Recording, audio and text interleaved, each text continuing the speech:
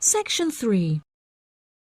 You will hear Jim and Jane, two students, talking about their professor's lecture.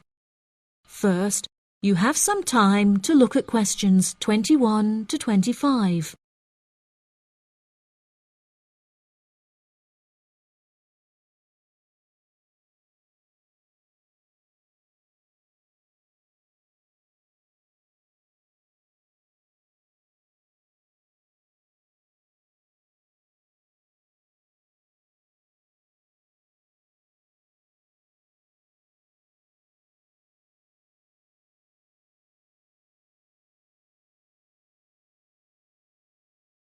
Now listen carefully and answer questions 21 to 25. Jane, what did you think of Professor Morgan's lecture?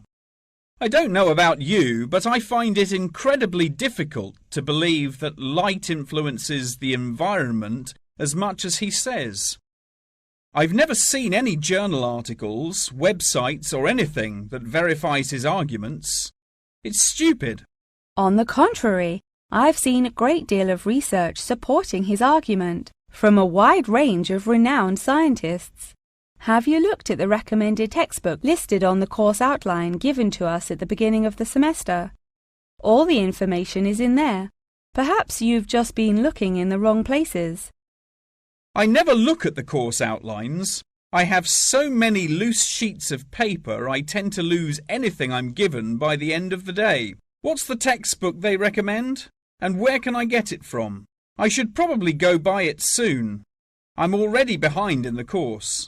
Yeah, you definitely should buy it. And our grades are more important this year. It's called The Influence of Light on the Environment. You should be able to find it in the bookshop on campus. If not, they'll order it within 2 weeks. In the meantime, you should read up on Ken Simpson's work.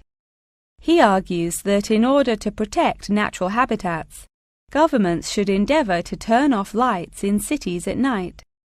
Well, that's controversial. I doubt any government would be willing to do that any time soon. I imagine roads would become quite dangerous without street lighting. For this issue, Dave Kepler suggests they could just replace the existing lights with more environmentally friendly bulbs. They could even install solar-powered lights. That way, roads will be more eco-friendly while maintaining safety. Although I guess they wouldn't be particularly effective in colder countries, especially during the winter. That's quite a good idea, actually. The price of solar power is supposed to be on par with electricity within the next few decades, and it was on the news this morning. I've also heard that, according to Sharon Gray, in countries with more sunlight, insect-eating animals tend to be smaller in size. Since there are fewer insects, and the remaining insects produced a smaller number of eggs. Yeah, I think I read somewhere that sunlight also has a negative effect on the quality of water, but I'm not sure I believe it. In many hot countries, particularly developing countries, there is a lot of water pollution caused by factories rather than sunlight. Nevertheless, Maria Jackson says that in direct sunlight, the surface of the water becomes more translucent. Therefore, it affects the amount of sunlight that aquatic insects can absorb. Not much research has been undertaken to prove Jackson's theory, but it seems to have been widely accepted anyway. I've never heard of that. I'll have to look it up on Google.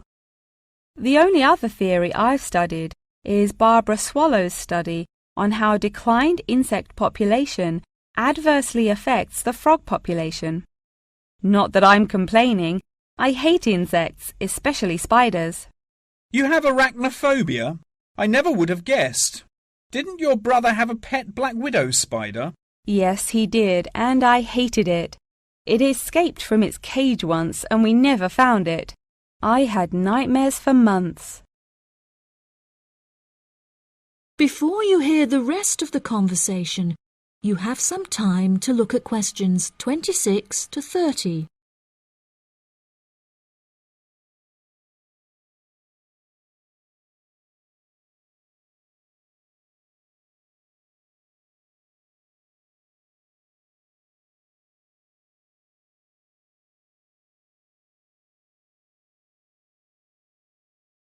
Now listen and answer questions 26 to 30. OK, now I'm getting goosebumps. Let's change the subject.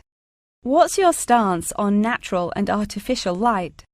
Honestly, I'm not sure it makes much difference which one you use. Species will die out either way. I think the real argument we should consider is global warming and protection or replacement of finite fuels. Solar power provides us with an incredible opportunity to replace electricity, and governments should definitely increase spending on research in this field. The theories discussed in our lectures, like Simpson's and Gray's, are so vague and lack proof, so I don't understand why we even study them. I see what you mean. I don't like learning unsupported theories for exams, and I'd rather spend my time learning something else. For example, I'd be much more interested in studying the animals in safari parks than researching migratory birds, particularly the effect of tourists on the quality of life of animals. As we know, every year thousands of visitors will drive in their own vehicles or ride in vehicles provided by the facility to observe freely roaming animals.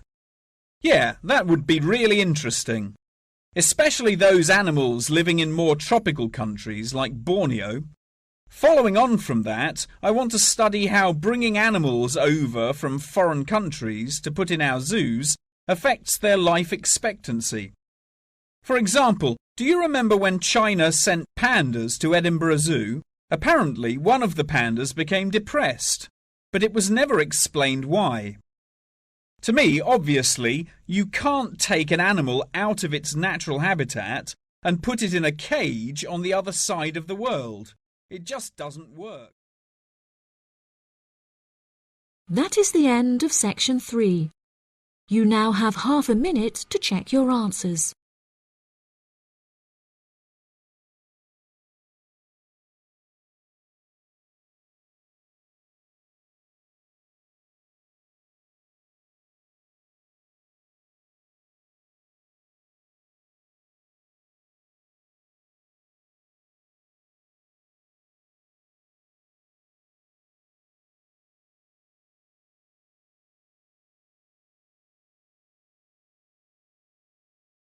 Now turn to section 4.